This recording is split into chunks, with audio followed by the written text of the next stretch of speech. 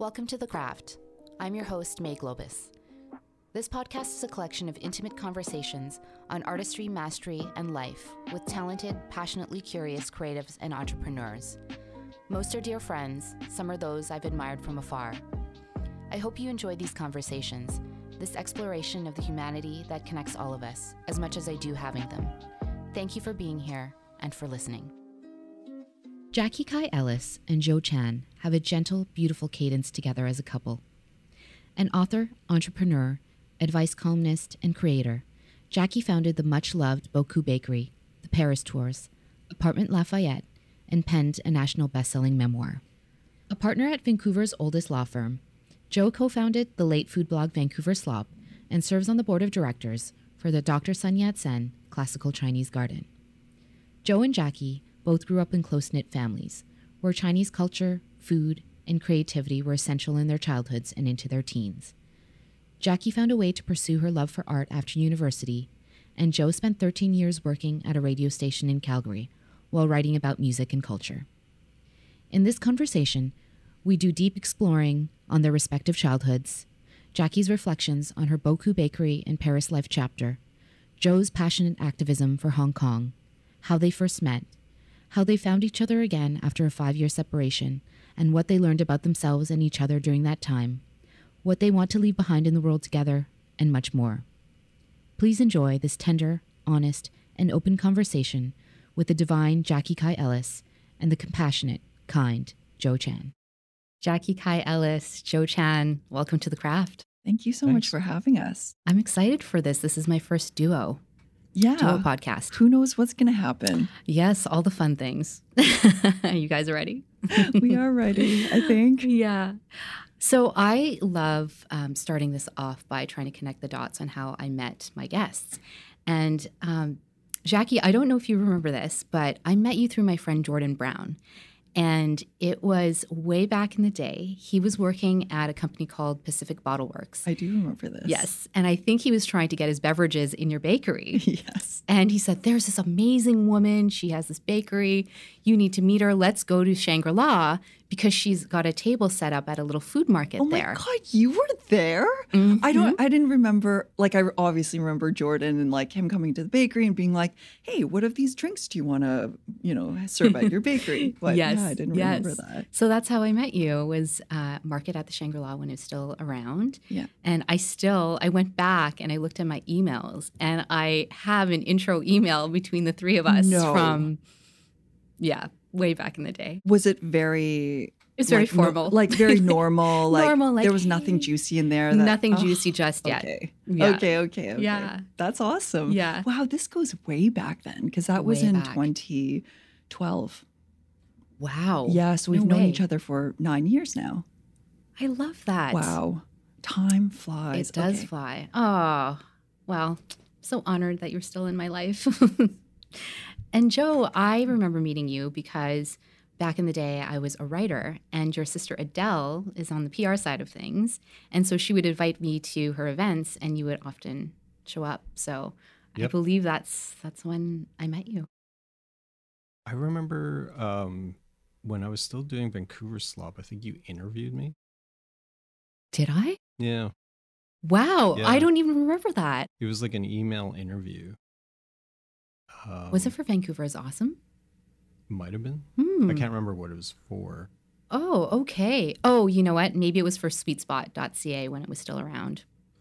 Sure. Well, okay. Yeah. I don't even remember that. It was quite a long time ago. Yeah. And it was kind of when I was first kind of joining Vancouver Slop because Matt had kind of he wanted to kind of take a bow out. And I was just very not used to being recognized for anything whatsoever. Which you're still not used to. No, I'm still not used to it. So I remember feeling very awkward about the whole thing. Right. Well, I hope I made you somewhat feel comfortable. Yeah. No, absolutely. Through my email. Absolutely. So tell me about growing up, Joe. You grew up in Calgary. What was your family dynamic like? I mean, we were really close family. It was Calgary in the 80s. So my parents got there in 75 75. They had me in 77. And it was still kind of at the tail end of kind of an oil boom, but into the bust. So I remember, certainly in the first, I'd say like first 5 years, like the early years, Calgary was not easy. But, we were a tight-knit family. My parents were kind of devout churchgoers, so we were brought up in that kind of atmosphere. And my sister's 5 years older. So she was always kind of relegated to babysitting, which I'm sure she resented to a certain degree. But we still are quite close, probably because of that. Mm-hmm. What's your dad like and your mom? My dad is very, he likes to opine on things. He likes to read. He's very technical. He's an engineer. So he likes math. He likes physics. He likes to understand how those things work. He likes to understand how systems work, so the economy or et cetera. Whereas my mom is more kind of, she loves life. She loves food. She loves music. She loves art and painting. And so, yeah, the two probably kind of equally informed. Mm-hmm. And so do you consider yourself kind of half mom, half dad? Like I'm listening to this and I think, there are interests that you have that seem a lot like your mom. Right. And then, your day job your job is a lawyer. And so that's another kind of part of your brain that perhaps maybe comes more from your dad. Yeah. I mean, I'd say, I don't know if it is super common, but I kind of assume it's common. Like for every kind of man, you always kind of grow up thinking, I'm not going to be like my dad. And then every now and then you catch yourself and you're like, oh, geez, okay, I'm exactly like him. And so, yeah, there's certain times where it's like, okay, yeah, that's certainly him. And then there are parts that are like completely from my mom, my love for food. Like my dad doesn't really care. He thinks of it as sustenance. Or, music is probably a bit of both, but more my mom. You should tell what he used to make you for lunch. Oh, he used to make the work. So he was always tasked with making us kind of lunch for school, and he'd make sandwiches, and it was just whatever, because he really just did not care. So he would take whatever was left over and just make a sandwich out of it. So a lot of times it would be just a little leftover toast from the morning or whatever was lying around. So it'd be like, peanut butter between two slabs of bread and then like cheese, leftover cheese, but like one slice would be an inch thick and another slice would be like much, much thinner. And it was just not with a lot of love but not with a lot of care. Yeah. Yeah. And what were you like as a kid? It's interesting. There's what I think I was like, and I'm sure there's what the truth is. I remember as a little kid, I was pretty shy. And certainly just, classic Asian kid, like just very studious. And then, kind of in around when I was 10, I, had a brain injury and kind of woke up from that and just was like raring to go after that. And kind of was a lot more class clownish after that. But it was just kind of looking back on it, a very just normal childhood. Was the brain injury an accident or?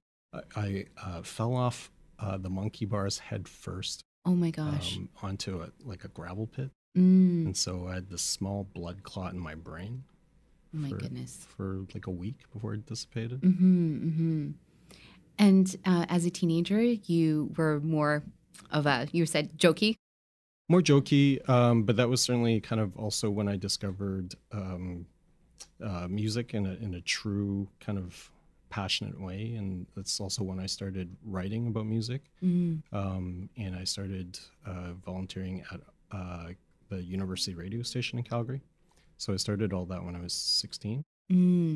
Yeah, so a lover of the arts and culture from quite a young age. Yeah, from early on. And then how did law come about? Was it something that you always wanted to do, or how did that pathway appear? Pretty much by accident. to be honest. I mean, you know, growing up in a Chinese family where, you know, there's engineers and there's doctors and et cetera. Certainly the pathway was always like, okay, you're going to go to med school. And then after a certain point, it was like, okay, I'm not going to go to med school. But by that point, it was very much, you know, when you're like 21, 22, well, what else am I going to do? And so I took a lot of kind of a broad array of classes just to try to figure that out. And I took one law, kind of introduction to law class in university, and I liked it. And kind of wrote my LSAT as a lark just to see how I would do. And I did really well. And then from there, I applied. Also, kind of at the time, I was still working at the radio station, but that was, you know, it was what it was, and I was still writing as a freelance writer, and that was obviously just not. It didn't pay the bills then, so you know, much less now. So you know, going to law school was kind of like okay, this is going to be okay. Yeah. What was it like working at the radio station? It was great. It was, you know, in a lot of ways, it was really formative. It was kind of that first period of time where, for me, it was like, oh, okay, what you're into, it's not weird. It's kind of cool. And it just felt like a very accepting place. And it was also kind of that first period of your life where you're starting to make friends outside of your age group, which was nice. And, you know, radio in Calgary was a very different thing than it is in Vancouver, where essentially the radio station there is quite huge in terms of audience reach. And it's probably more similar to a CBC there than it is here. Mm-hmm. And so, you know, part of it was just the novelty of being on the radio and being recognized for being on the radio. Yeah, yeah. Which was interesting, and having kind of an outlet for whatever I wanted to say at the time. Right. Which, you know, when you're like 16 to, like I did that for 13 years. Wow. But when you start at 16, a lot of what you have to say is, you know, pretty nonsensical, to be honest. So, but to have that opportunity is like every teenager's dream come true. For sure. And Jackie, what were you like as a child, and what was growing up like? What was I like as a child? I was very quiet. I was extremely shy. And I don't know. I think that pretty much sums it up. Like when I was at school, I was extremely shy. I just never put up my hand. I just tried to be as invisible as possible. But then once I got home, I was like the clown at home. And I would come home with, you know, what was the joke I overheard today at school? And then I'd be like, Mom, Dad, guess what? I heard this joke. It's so funny. And, but yeah, and I kept to myself and tried to be as obedient as possible. That was my childhood. Yeah. Were you inquisitive and curious though? I think I was in a very solo way. So I spent a lot of time by myself, making things, drawing things, wondering things to myself. I talked a lot to myself when I was a kid, and I think I still talk to myself a lot now. Yeah, I do. Yeah, it was very solo. Like it felt like a very silent childhood inside my head. At least I love being inside my head, and but the rest of the family was extremely boisterous and warm. And we would, because I grew up with my sister, my parents, my grandfather, grandmother, 2 uncles, an aunt, and 2 cousins in the same house. And so we ate together at the dinner table every single night, and everyone was always talking about something. But yeah, I think that's probably why I was pretty quiet. It's like, you know, there was so much to observe, and I would just play a lot by myself. Yeah.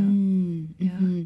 Did you grow up in I guess this is a question for you both. Did you guys grow up in households where there was a lot of Chinese culture and tradition instilled in your childhoods? You go ahead. For me, certainly, yeah. That was a big part of growing up.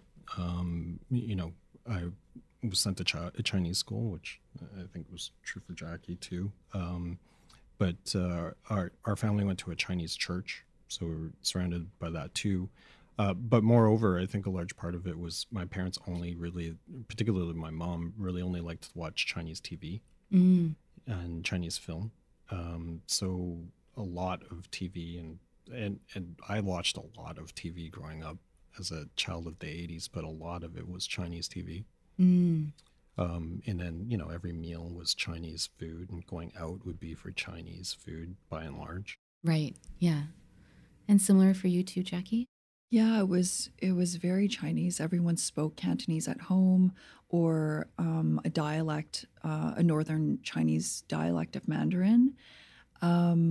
Because my grandparents didn't speak English, of course, and my uncles and aunts immigrated here in their teens, and so did my cousins. And so really, we ate Chinese food every day. We watched Chinese TV, like those old cop shows where, there's always a group of cops that like bust in and then they go like CIA. Do you remember that with the badges? You don't? Oh, anyway, whatever. Uncool. Just joking. Yeah, it was very Chinese. Yeah, and I think that the contrast was when I went out into the world and saw what other families were like. Like, I'd go to my friends' houses for dinner every once in a while, and they would eat things like spaghetti squash. And I'd be like, what the heck is this? There's a squash that turns into spaghetti. This is amazing. So it was just this contrast of cultures that I knew that both I was stepping one foot in, and but at the same time, I needed to stay one foot in the other culture because it was almost survival, but it's also what you know. Mm-hmm. And so I would save up my allowance and go and buy things like wagon wheels and Twinkies because I just had no clue what that tasted like, and I needed to understand that to fit in at school. And also those Lunchables. Right, with the cheese. With the cheese and the little stick, that with the spreadable thing. And I would beg my mom for Lunchables, and she'd be like, no, you're taking bread with pork floss to school today. And I'm like, okay, I guess that's what I'm eating. So. Yeah. And what were you like as you grew up into being like your teen years? I mean, I feel like I was still shy and still very insular. I think that I was very calculated in my rebellion. So, for example, I knew that grade 12 grades would count for post-secondary. And I also knew that grade 11 counted somewhat. Some courses counted.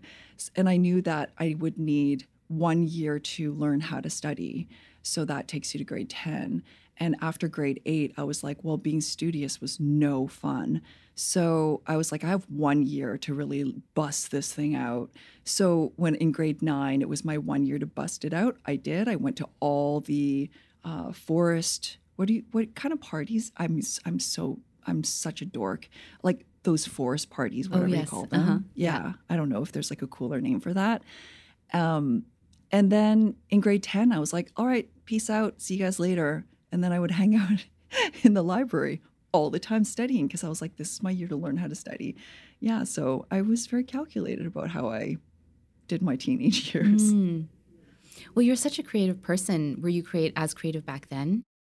Yeah, so art was kind of it. I don't think I was very good at, I didn't think I was very good at anything else other than art.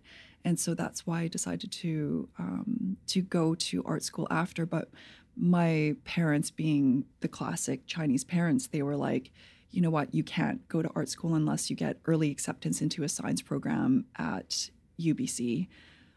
So I was like, okay, if that's what I have to do in order to go to art school, I'll just do that. So worked really hard and yeah, did it just so that I could study art in Toronto. And I didn't ask you what your parents were like.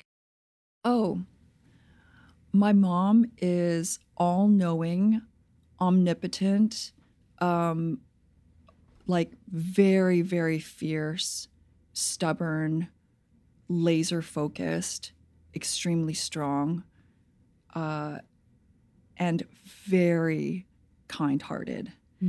And my dad is the life of the party. Everyone loves him. He's so generous. He would literally take the shirt off his back and give it to you. And he would collect, if he saw, plates at Costco that were cheap, he would collect them all so that he could give them to new immigrants. Like, that's how generous he is still. So the two of them made a really wonderful kind of power couple in a sense, where he would go out and kind of give and give and give, and my mom would be the one that would kind of rein him in a little bit. But she also had this really giving nature, so she would just go out and put down payments on places for people without even saying a word to anyone else. Like, she was that kind of generous. Yeah, silently generous. Yeah, and they're both just, they're so loyal to their family. Like, that's all they really want, is to see the people that they love happy and taken care of and safe. Yeah.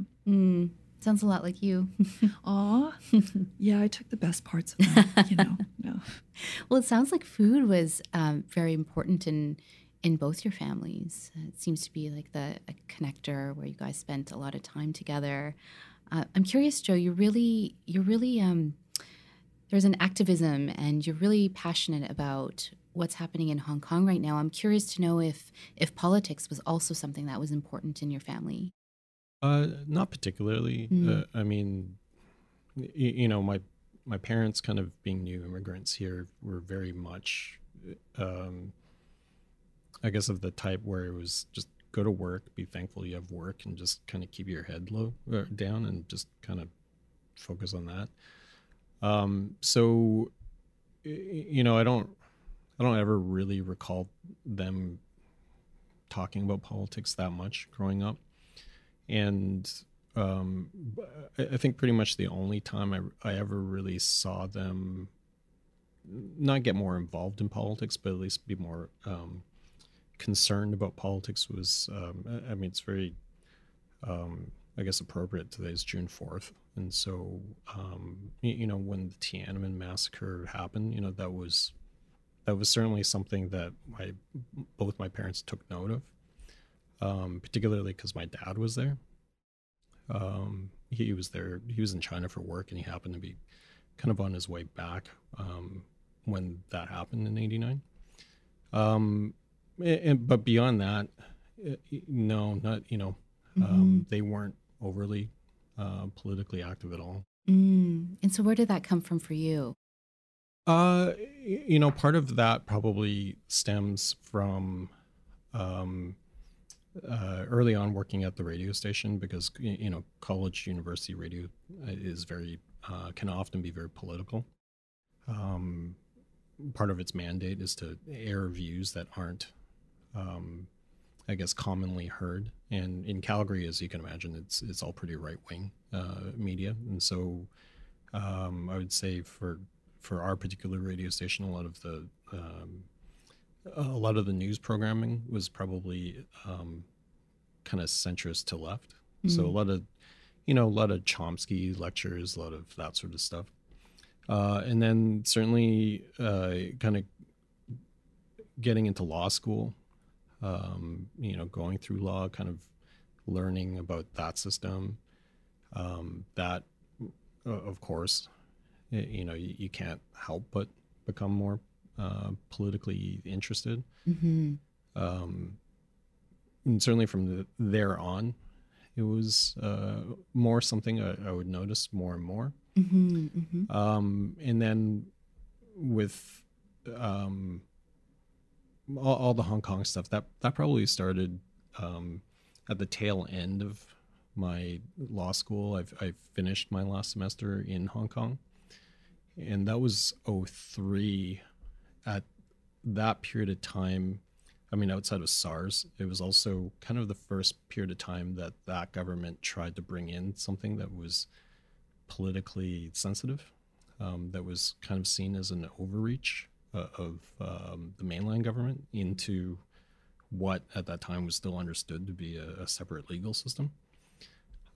So from there, certainly, even if I wasn't overtly invested in it, at least I was made aware of what was going on there. Mm-hmm. And then, with the umbrella movement, that was 2014 onwards. You start to read more and more about it, and then certainly kind of in 2019 when everything came up, I was very, very, very interested and invested in that. Mm-hmm. And yeah, I mean, in some ways being vocal about it is probably more of a recent thing of the last couple of years. Mm-hmm. In more of a kind of obvious way. Right. And what made you feel like this is the right time to be a little bit more vocal and obvious about it? I think it was largely because in 2019, seeing what was happening, I spent a lot of time in Hong Kong growing up. We would go there, pretty frequently, particularly at a time when air travel was still pretty expensive.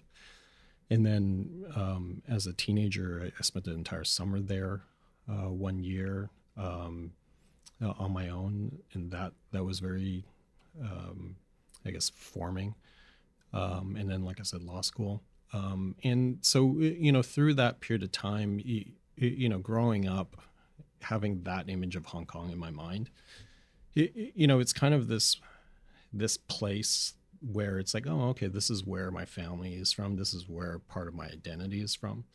And it, certainly when you go there, it's not quite home, but it's kind of like this other place that you feel like you can retreat to if you need it. And, after I started working, I would still go back to Hong Kong periodically. And, after '03, I started definitely noticing that, okay, things are changing here.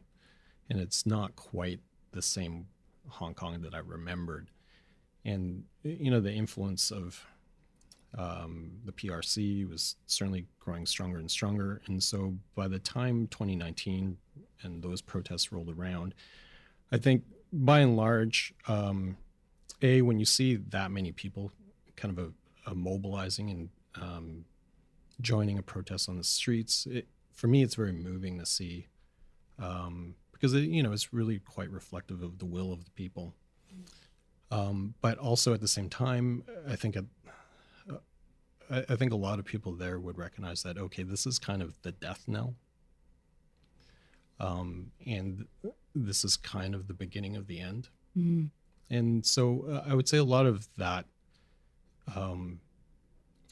being vocal about it is also, I guess, in a sense, kind of almost like a grieving process or a mourning process. Mm-hmm.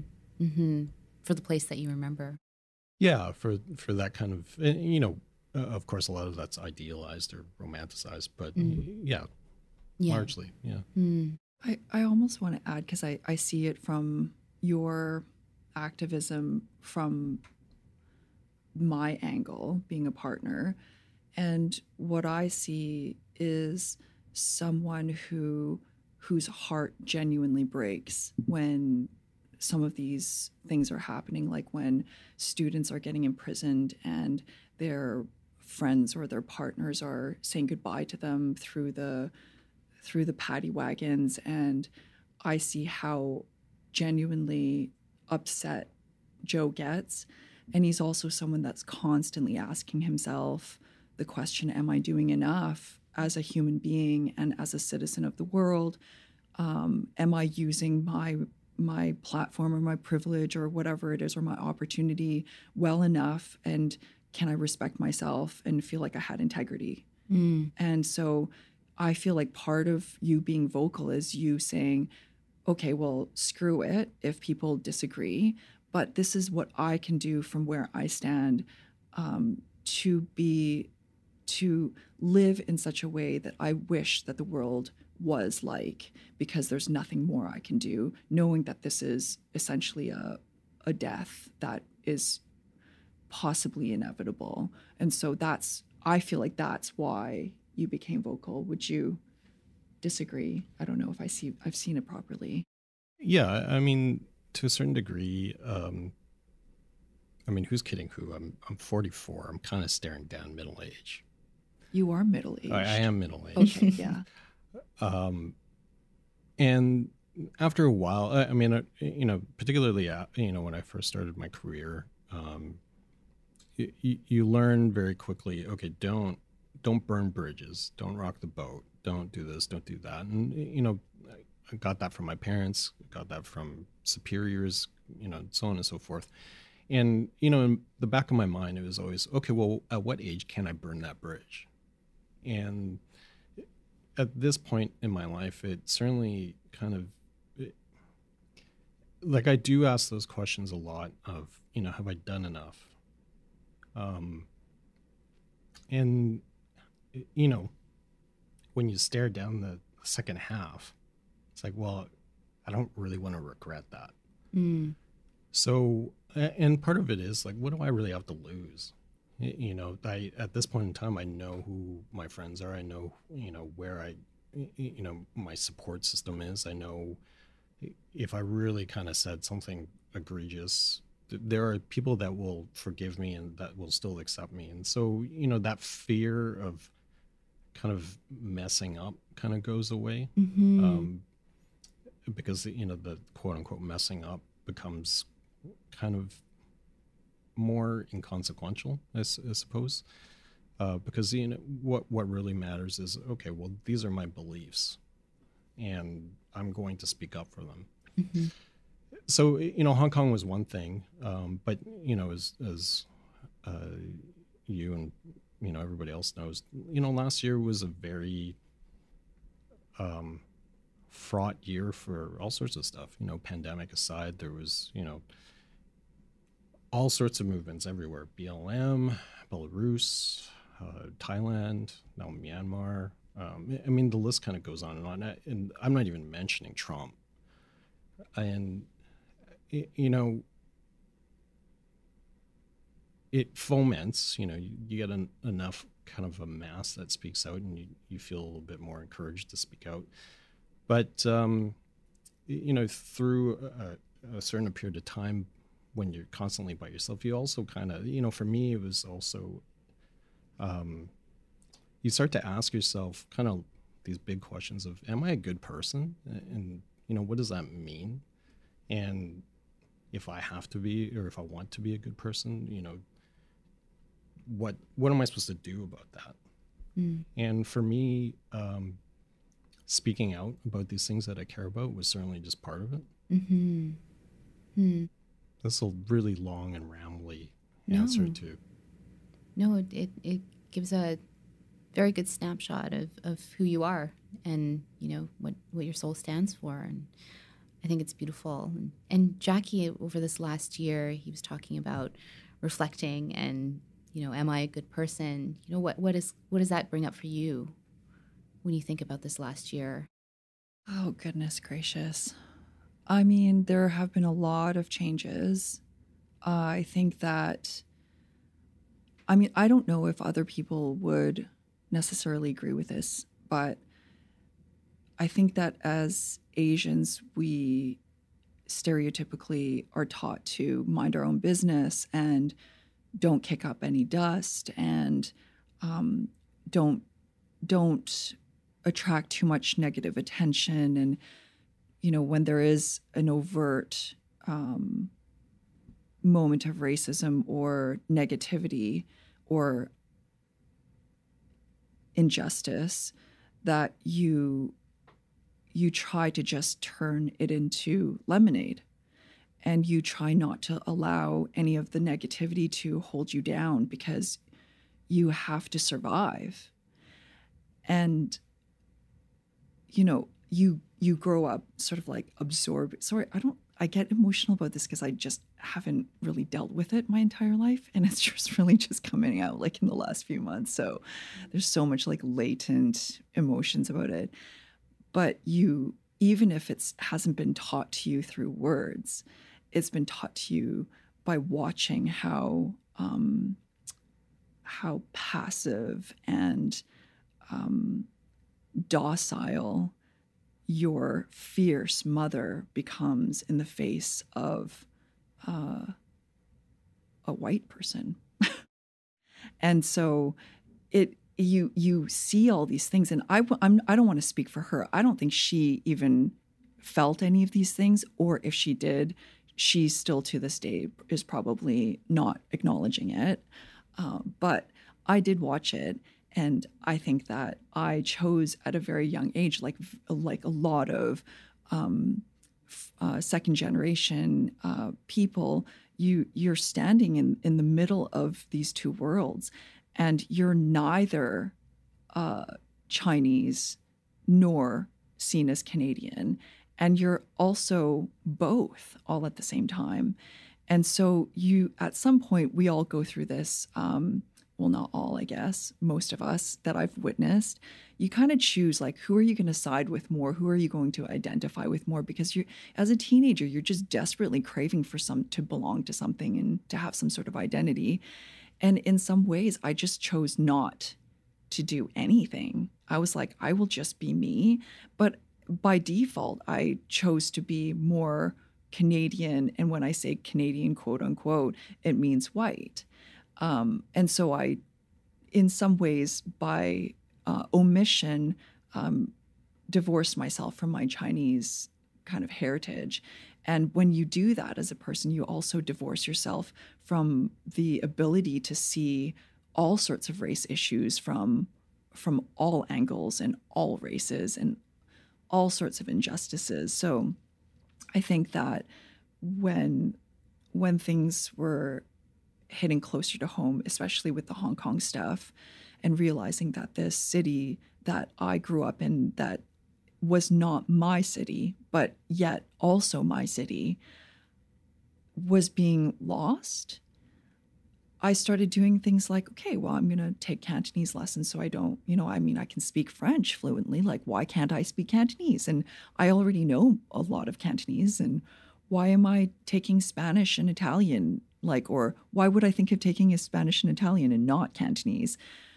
So I started taking Cantonese lessons, and I started really digging into connecting back with this, and it's just uncovered more and more realizations about who I am, and not to say that I'm not Canadian, that would be ridiculous, but to say that I have this unique blend of what it means to be Chinese Canadian, and I can't forget that I'm Asian anymore. Like, which I think a lot of second generation Asian people do say, oh yeah, I totally forgot I was Asian. And you're like, yeah, why? What? Yeah.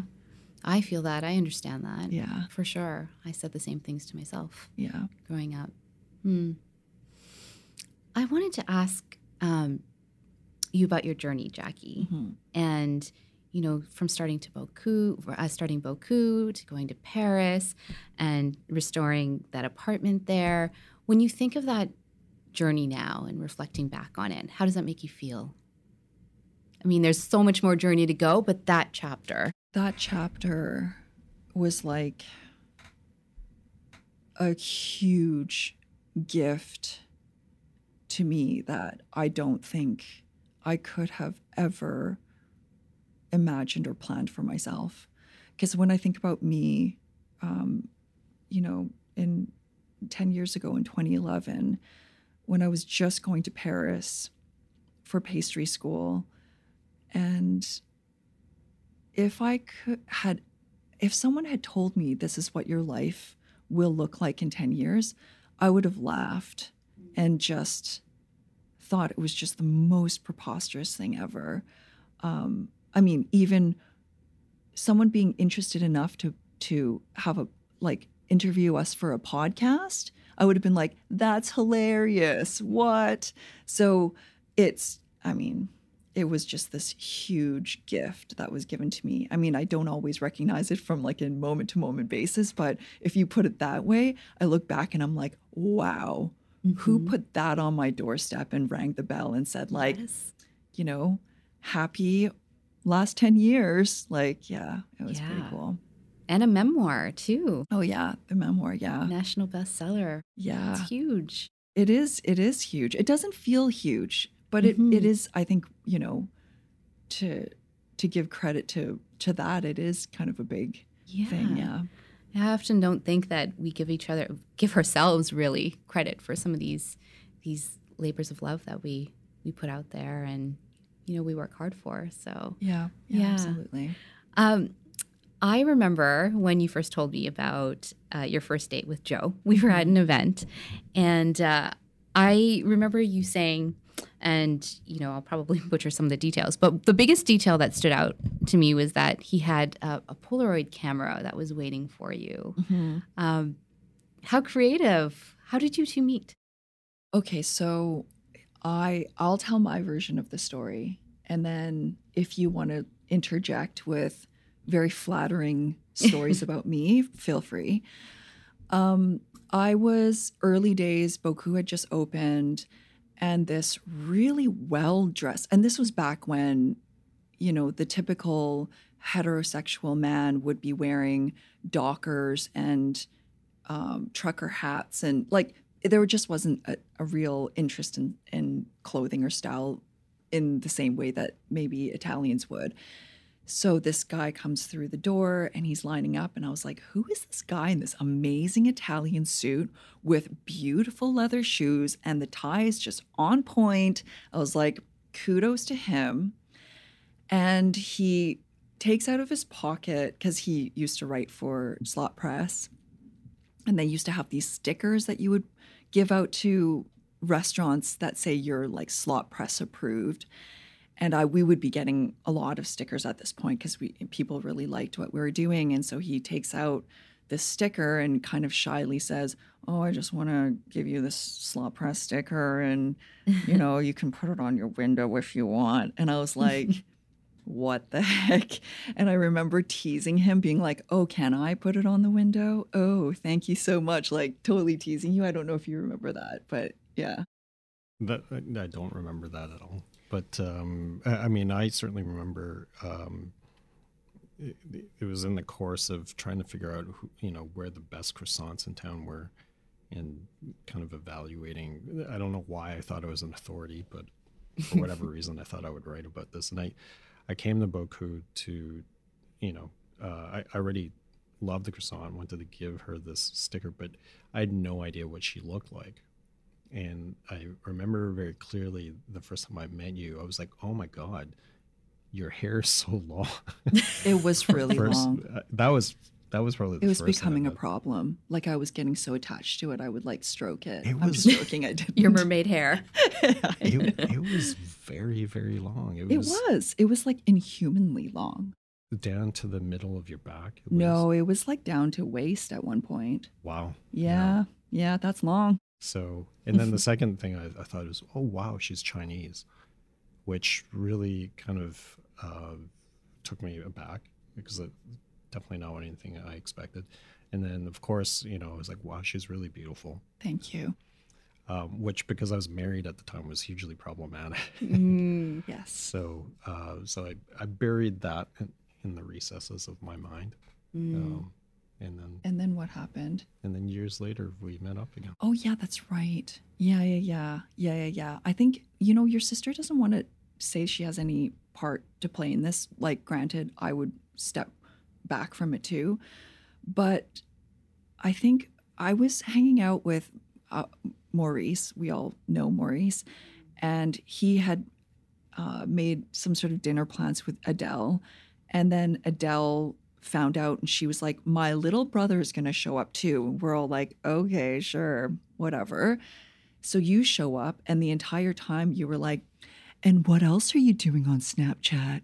And then you were like so engaged with me. And then we started talking on Snapchat, which is like the most irrelevant app now, I think. Is it? I don't know. Anyway. I really think that, TikTok has really taken the lead here. But those, just as an aside, those filters way back when Snapchat first started were so great. Remember Were you guys sending each other filtered photos? With the butterflies and the stars? I don't know if I ever used, I wasn't really a butterfly star girl. I mean, I'm still not. I think we were doing like those face swapping ones where like I swapped with Maurice once. And for real, both of us just looked like Ai Weiwei. It was amazing. I mean, I purely joined Snapchat just to chat with you. Like, I mean, I had no other function for that app. I just didn't use it whatsoever. Mm-hmm. And he was so great, like, because I was so busy. I was constantly traveling, and he would say, hey, what about dinner Friday night? And I'd be like, I'm not here for 3 months. He'd be like, okay, well, what day in 3 months would you like to hang out?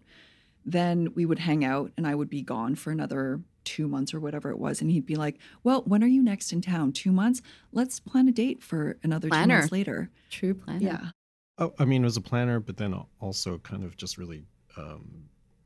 you dug just me? Really struck, I guess, because well, I just never met anybody like you, and it was kind of like, oh, okay, well, I just kind of want to see as much of you as I can, and this is still at a time when we were just friends. Obviously I had this massive crush on you, but it was very much like I just want to pursue this, even if it fizzles completely. And so that's why I did that. Yeah. And then that first, well, one of our first like official dates, I'll tell you how creative it was. I was going through a really tough time around that period. And he's like, Jackie just needs to take her mind off things. So he takes a Polaroid camera and buys the little Polaroid film things. And then he prints out a list of addresses in Italy, and then he has Sharpies and envelopes and stamps so that we could send random people in Italy Polaroid pictures that we'd spent an hour taking, and just musing about who this, I don't know, Italian person, what would they possibly think when they get this picture of a dangling, I don't know, hanger on a lamppost or something like that. And it was just so, and obviously we had dinner at the then Chinara, which was this beautiful Italian food, and they had set aside this amazing table, and we had great wine and food. So it was just like the perfect creative, fun evening. But it wasn't one of those evenings where someone was just sweeping you off your feet with just, blowing tons of money. It was the creativity and the thought and the levity that was so, it was so, I don't know, it's just so unique. I don't think I've heard of anyone as creative as you with those types of things. Well, I hope not. But I mean, in part, it was just, you try to impress. And, I had assumed, and I think it was probably true, you just have many, many suitors in tow.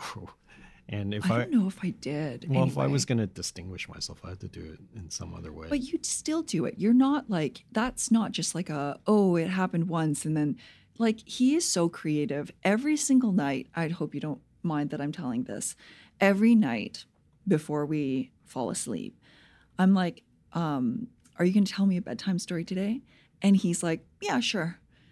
And I'm like, are you going to do, and I just try to come up with like random objects for him to start a bedtime story off of. So I'll be like, blue corn or like, like rainbow cotton candy. What you gonna do with that, huh? But he always comes up with these amazing children's stories off the cuff. And they're so funny, and they always have some sort of moral too. Well, I mean, to be fair, I'm not sure how many people know this, but when she gets tired, she gets very kind of goofy. Yeah, I laugh at everything. So it may not be funny. Yeah, so it's kind of like, shooting fish in a barrel. So, I mean, there's literally one, and also she's about to pass out, right? So I remember there was one night where I was just like, I wonder if she'll recognize this, but I essentially changed the story of the first Ghostbusters movie just to like some random characters that largely followed that same storyline, just to see if she would recognize it. I was wondering about the large marshmallow person. But like, oh my God, like you're just so creative. Like and I'll try to tell you bedtime story and it's just lame. Like, stop, never tell a story again. Don't write another book. Don't do it. So yeah. So yes, that's Joe. In 2016, you approached me and you had invited me to be a writer for a column that was on your website back then. It was called Hello Friend. And you said we could write about whatever we wanted to, anything that inspired us, but it had to come from a very personal place. And that was your caveat. That was your requirement. And I ended up writing a story about my experience in Bali, what led me there, how it changed me. And both of you took the time to really help me refine that piece into something that I was really proud of. And I think it turned out really, really well. And, when I think about that time and working with you both to refine that piece, it seems so seamless between you two in that capacity. Why do you both think you work so well together in this kind of way? He's very patient and flexible. I think it's largely because you don't know what's going on behind the scenes either. I mean, is it really that smooth? I feel like it is smooth, but there's a lot of discussion that goes on in the background. Yeah. So, for example, with some of the pieces that were written, the conversation was, we need to push harder to get a deeper story, and I'm much more ruthless, and I like to push, whereas Joe's much more.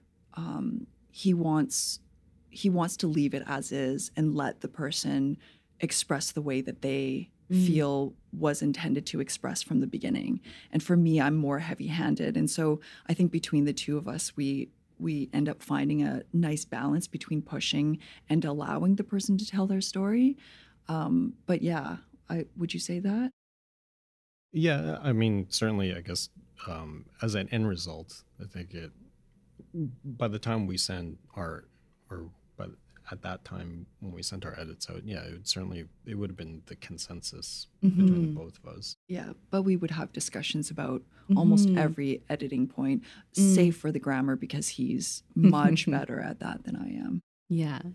No, I just remember thinking that it was such a really great experience working on that piece with you guys. It was a beautiful piece. Thank you. Yeah. Yeah, and I just thought that, there was definitely either a flow or a balance, at least between the two of you, that really helped me get there. So, yeah. I just wanted to acknowledge that. Yeah, I mean, there are certain things that I know, like, she's going to have a better hand on that. I'll just defer to her. So, anything remotely dealing with, like, design, aesthetics, like that sort of the apartment, it's like, okay, you go for it. And then, things like, okay, grammar, spelling, that's probably more my territory. Or, other things. Also, you're an amazing writer. Like, you are so excellent at writing that sometimes when I read your stuff, I'm like, oh, and I call myself a writer. And I feel really sheepish because you have a way of weaving a story in such an unexpected way. I really admire the way that you write. So there are moments where I'm like, okay, if he's saying leave it because it's good, it means leave it because it's good. So there's a trust there too. And that's important, that trust.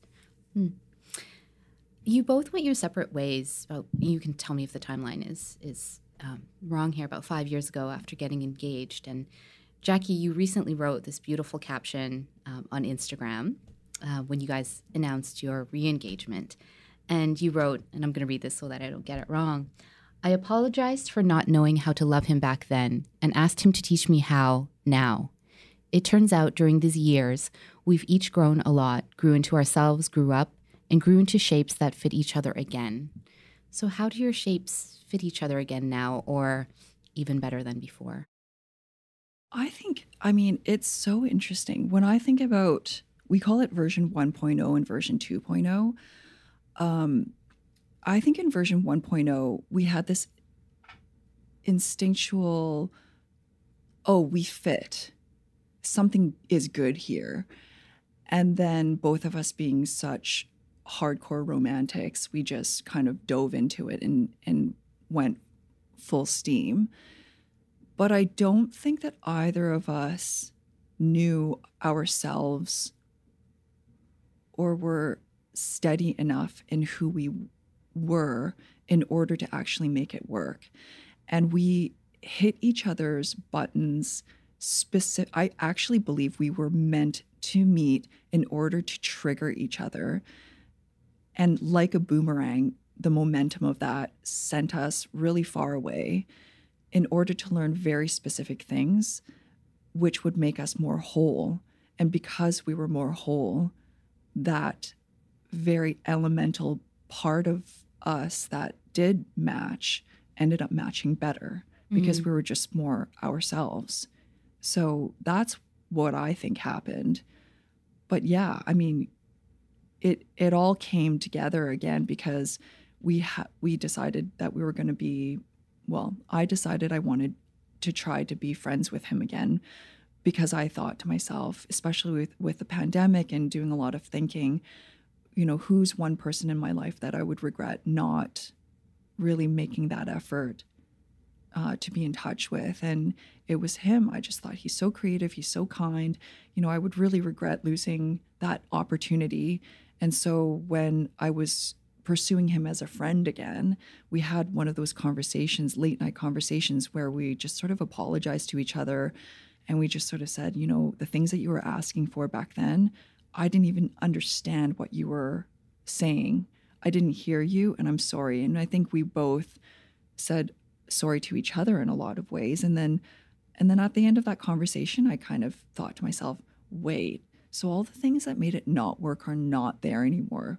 Is it possible? But because I was the one that broke off the engagement, I didn't want to be the dick to like put my finger back in that pot and, you know, swish it around and be like, ooh, what does this taste like again? You know, like I knew I needed to be pretty serious about it before we decided anything, because I didn't want to make bad decisions again and hurt anyone. So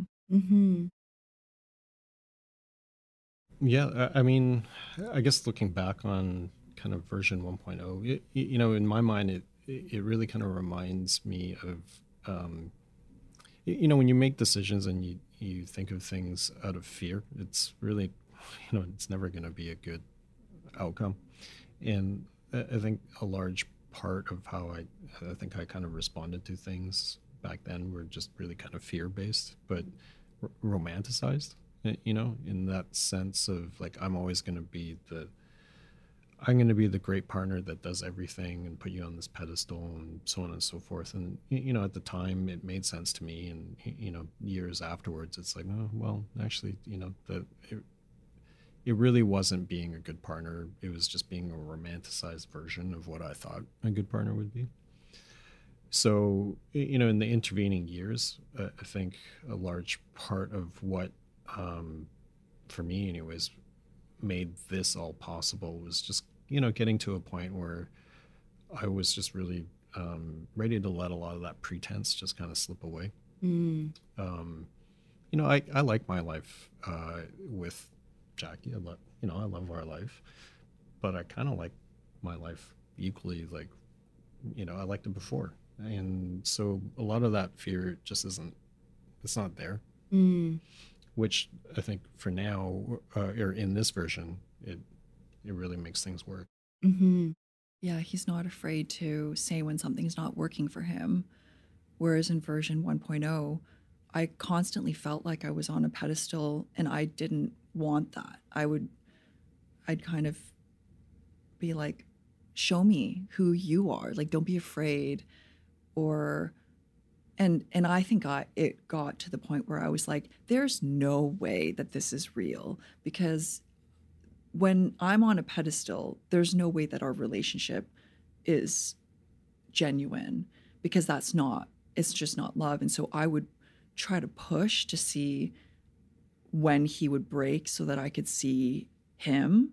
But he's so strong and really stubborn in your own way. And he can take more torture than any person I know.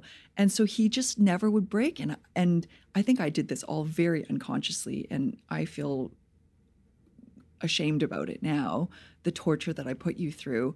But I think subconsciously I was just testing you.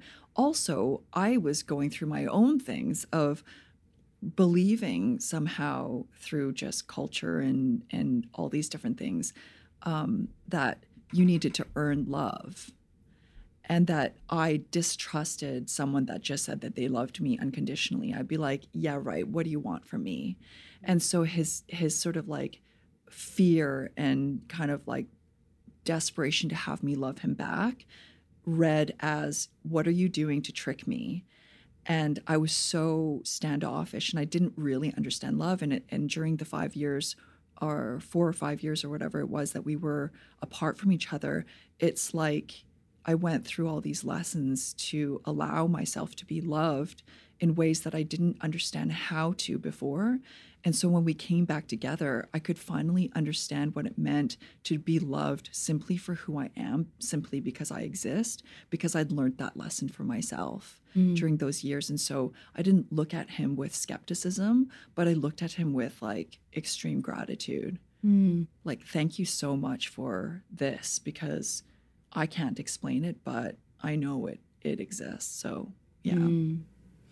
And so, Jackie, as you now, if you were going to say anything to Joe as he was back then, what would you say? Oh my goodness. And vice versa, when it comes to Joe. I don't think I would say anything to him. I mean, wait, you mean like words of advice, or just like... Just something that you want to express. I don't know. What do I want to say to 1.0 Joe?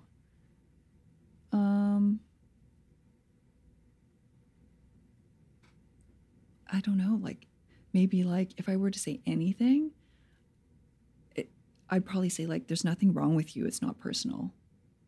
I'd probably say that. Because like, I think that in an effort to like torture you out of your state, I think I made you feel like there was something wrong with you. And I think I would have stood up for you, version 1.0 Joe, and I would have been like, just hang on, version 1.0 Jackie, take a chill pill, and like, there's nothing wrong with him. There, you guys both have your own like shit, excuse my language. I don't know if this is that kind of show. No, you can express however you want. But like, I would, we both had our stuff, and it's like, but then again, you know what? I don't know because everything just needed to happen the way that it did. Like, I needed to be like that. I needed to express myself that way. I was going through my own stuff. He was going through his own stuff. If it hadn't ended up the way that it ended up, it wouldn't have been a catalyst for us to go off and grow the way that we did. And whether or not we ended up together is a non-issue. But I'm really glad that we grew into the people that we grew into. And the fact that we found ourselves still working at this stage again is just the cherry on top. Like, it really is. And so I don't know if I would have. I'm not going to say anything. I don't want to say anything to version 1.0 Joe. Joe, would you say anything to version 1.0 Jackie? Well, I'm glad that version 1.0 Jackie finally cut her hair shorter. In the end? No, remember when we first started dating, you still had really long hair. Yeah, but you mean by the end of it that I cut my hair short? It was a lot short. Yeah, it was a fair bit short. Yeah, you're right. It's a lot. I like it a lot better. But no, I think largely, yeah, the same thing. Like, I don't know that I would say much because, it just kind of had to work out that way. Yeah. And, I think back to, these intervening years and all the things that I've done. And I don't know that I would have ever done any of them if that had continued on. So, it ran its course. It had to run its course. And, in the end, it was hell at the time. But I'm glad that it happened. So, Yeah. And I don't think that you would be who you are and so sure of yourself now had it not been so difficult, and had you as a person not been put into that much interrogation. sometimes I do wonder if I would have this much white hair now. I really like your white hair, so I'm glad that I interrogated you that much. Right. It's so vain, but I like it. What does love mean to you? Oh goodness, what does love mean to me? Joe, you answer first, because I have to think about this one. So many things. It's really hard to really, you don't want to be trite about it. And how do you define something that's inherently irrational in kind of like a rational way? But to me, it's an open field, and in that very kind of like, this is a grassy open field, and that feeling of freedom, but then that kind of feeling of tranquility and peace, all at the same time. But just being really into lying in the grass. I like that. Yeah, I think, gosh, I don't know if I have any eloquent way of defining what love is. I think I've learned that loving someone is not necessarily something that needs to be expressed through even physical action. Like, I know I love people that I don't even see anymore, and that might be probably a good thing, but that you just do, and that you care regardless of whether or not you can do anything to make it better or worse, that you care about their well-being, and that you care that they're happy or not. I think that being loved is this incredible sense of vulnerability and allowing yourself to be truly seen, and also recognizing there are moments when you think that you're being really sly and you're actually hiding who you are, but the other person actually sees past that and goes, yeah, that's just junk that I have to deal with in order to actually just love you. And I do think that what you said is the way that you express your love so well, which is for all the people that you love in your life, which is you create space for that person to exist and play and mourn and express and explore and be curious without any judgment at all. And I think that is probably one of the purest. I think "you do you, boo" is one of the purest forms of love. Yeah. I think that's really beautiful, guys. Jackie, just a couple more questions for you guys. We talked about your memoir that you wrote, The Measure of My Powers, a memoir of food, misery, and Paris, and it became a national bestseller. And I love the way that you approached telling the chapters of your life through food and recipes. But the section that I dog-eared immediately after reading it was the letter that you wrote to yourself, which begins with a quote by Maya Angelou about one's untold story inside themselves. And I reread the letter the other day at the beach, partly for research, but also as a reminder. I just felt like I needed that reminder. And you spoke of a song inside of you. And again, I'm going to read this so I don't butcher it. You wrote, "And because you read this and know it by heart, you have no choice but to learn what your own song sounds like, and to sing it carefully at first, and joyfully and playfully as you go along. I'm still learning my song too, from the pieces I've heard, a verse here and there, an interesting chord or progression. It sounds really pretty and makes me smile when I have the courage to hum it. What does that song sound like to you now, 4 or 5 years later? Oh, goodness. I don't think I know yet what the song sounds like, and I'm still learning. And I think, it's always this vacillation between, well, that's totally fine, and that's the way it's supposed to be, to, well, wait a second, why don't I know what my song sounds like, to, oh, no, I don't know what my song sounds like, to, oh, wait, I think I just heard it. That's my song. And I think that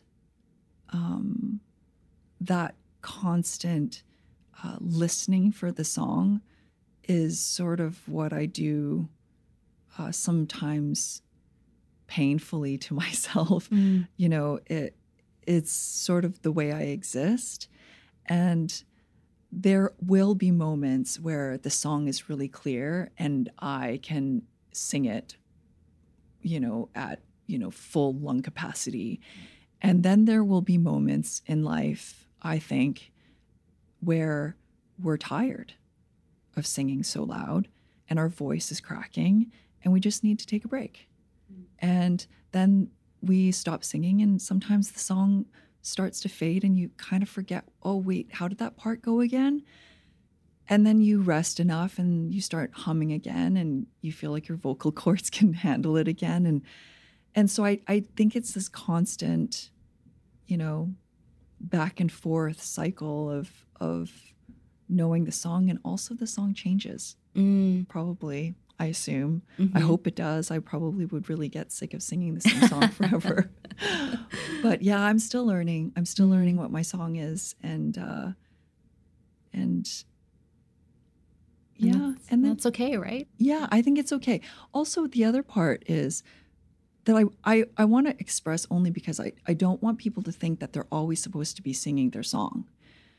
I think sometimes we get into a place where we haven't sung our song in so long and we forget, we know that we've sung our song, but we haven't heard it in so long that we're like, wait, do I have a song?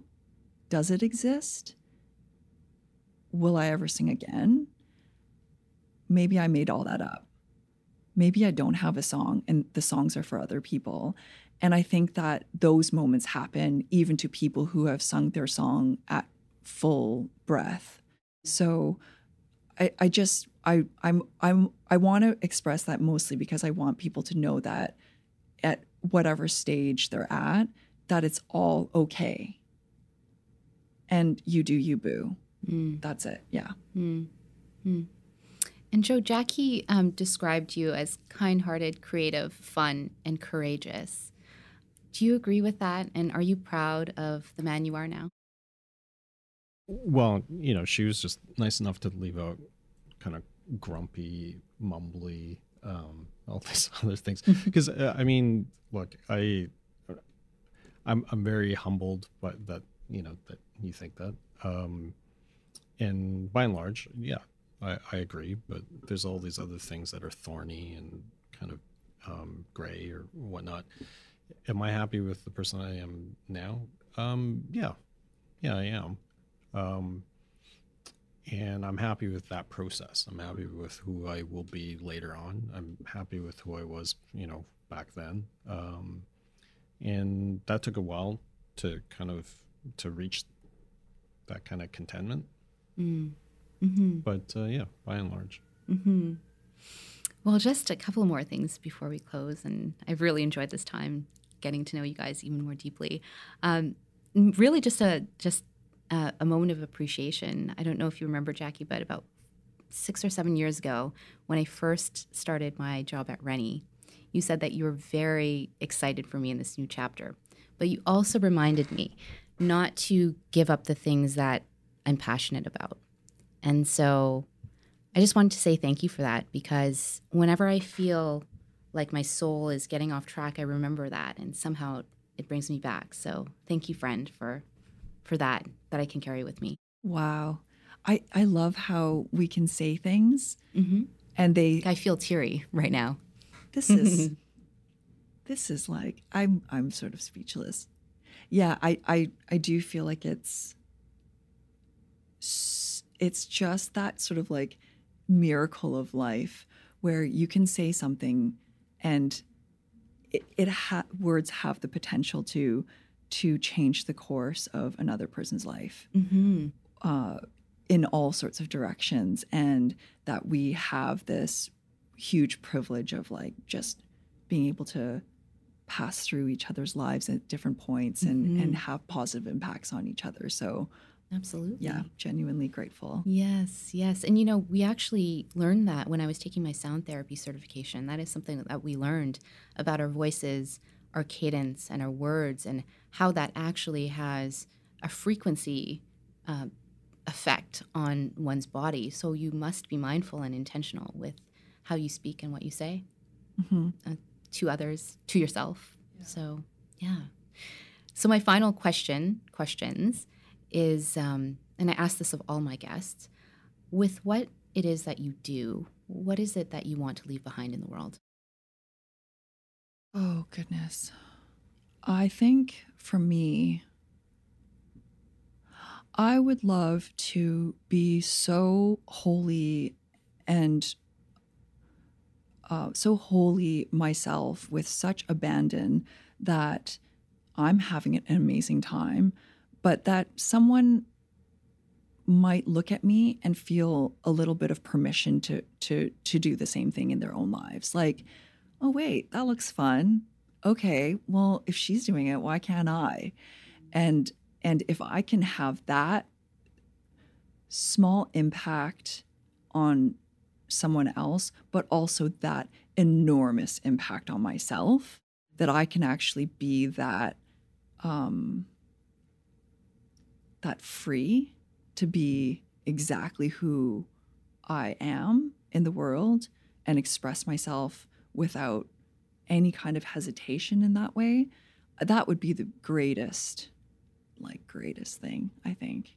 Yeah, for me. What about you?